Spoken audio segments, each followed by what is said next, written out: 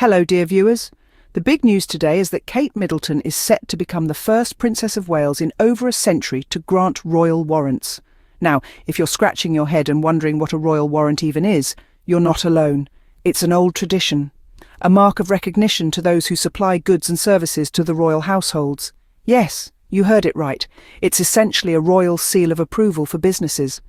This news is making quite a splash, as it's been over 100 years since a Princess of Wales was in a position to grant such warrants. But let's take a step back and look at this from a broader perspective. We're in the year 2025, and while this might be a significant moment in the annals of royal history, we need to ask ourselves, does this really matter in today's context? At a time when the world is grappling with tangible, real-world issues like the escalating cost of living, healthcare challenges, and political instability, this news comes across as a stark reminder of the monarchy's age-old traditions. The question is, do these royal warrants hold the same weight in our contemporary society? And more importantly, should we, the people, really care about such antiquated privileges? This isn't a groundbreaking achievement. It's not a charitable initiative that is going to change lives.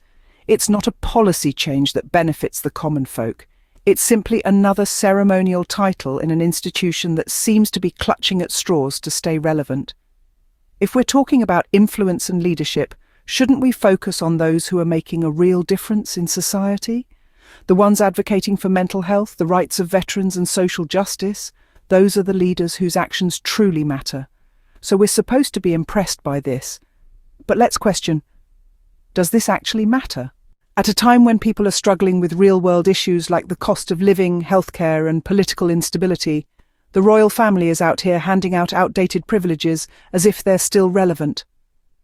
Let's unpack this for a moment, shall we? Around the globe, individuals are grappling with the harsh realities of life. Many are living paycheck to paycheck, barely scraping by, while the price of essential goods and services continues to skyrocket. People are having to make tough decisions like whether to fill their grocery carts or their gas tanks. Healthcare, a basic human right, has become a luxury that many can't afford. In some places, getting sick can mean bankruptcy, and preventative care is often out of reach.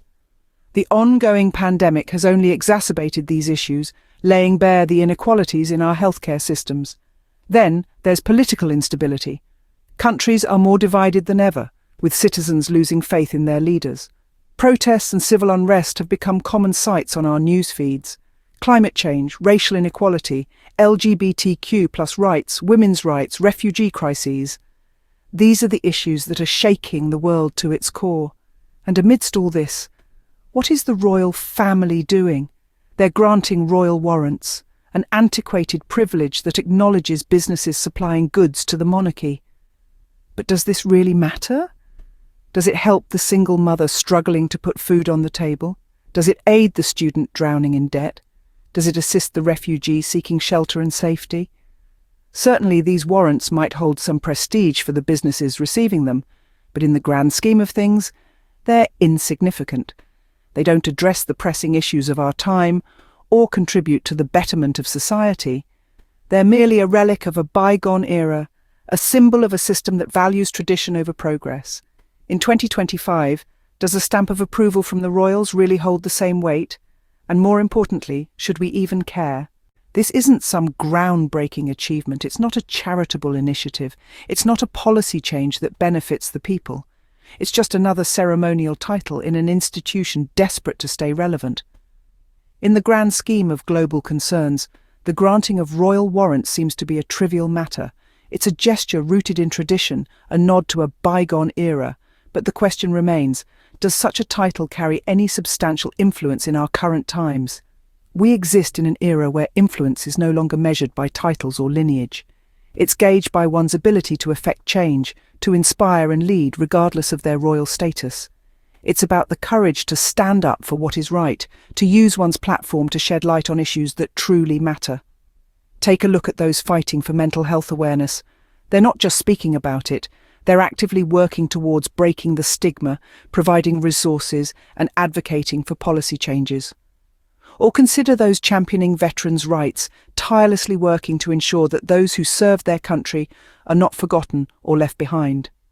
And what about the warriors of social justice? They're out there, on the front lines, demanding equal rights, fighting against systemic racism, and pushing for a fairer world for all. These are the leaders of today. They're not sat in palaces handing out symbolic titles. They're in the trenches making tangible differences. So in a world where influence is defined by action, not ancestry, the granting of a royal warrant seems to fall flat. It's a gesture that, while steeped in tradition, feels out of touch with the realities of the 21st century. The monarchy, with its ceremonial titles and ancient privileges, needs to recognise that true influence lies in service to the people, not in the granting of antiquated honours. It's about tangible action, not symbolic gestures. If we're talking about influence, let's look at those actually making a difference. People advocating for mental health, veterans' rights, and social justice. That's the kind of leadership that matters. At the end of the day, this historic move is just another reminder of the monarchy's outdated priorities. It's crucial that we question the narrative and not get swayed by the historical significance of such moves. Are we supposed to be fascinated by a centuries-old tradition that offers little value in the 21st century? Let's take a step back and think about what this really means. A royal warrant in the 2020s, does it even make sense? It's like trying to fit a square peg in a round hole. The world has moved on, and it's high time the royal family did too. Now, there's nothing wrong with tradition, but when tradition becomes a hindrance rather than a bridge to the present, then it's time to reassess. And it's not just about whether the royals are relevant, it's about what they represent. We're talking about a system that's built on privilege and power, a system that's out of touch with the struggles of everyday people.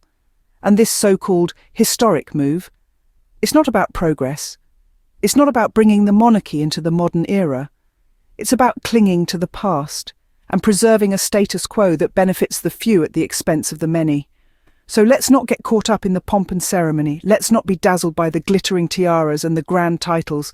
Let's not forget that there are real issues at hand, issues that affect all of us, not just the privileged few. Instead, let's turn our attention to the leaders who are truly making a difference. The ones fighting for social justice, mental health and veterans' rights. The ones who understand that leadership isn't about titles and privileges, but about service and sacrifice. So yes, let's question the narrative. Let's challenge the status quo, because at the end of the day, it's not about whether Kate Middleton becomes the first Princess of Wales in over a century to grant royal warrants. It's about whether we as a society are willing to accept a system that values tradition over progress. And honestly, we're not buying it. And that's a wrap. We've journeyed through a fascinating exploration today, unpacking the weight of the news around Kate Middleton's potential new title as the first Princess of Wales to grant royal warrants in over a century. We've been challenged to consider the relevance of these seemingly outdated privileges in a modern world grappling with real-world issues like the cost of living, healthcare, and political instability.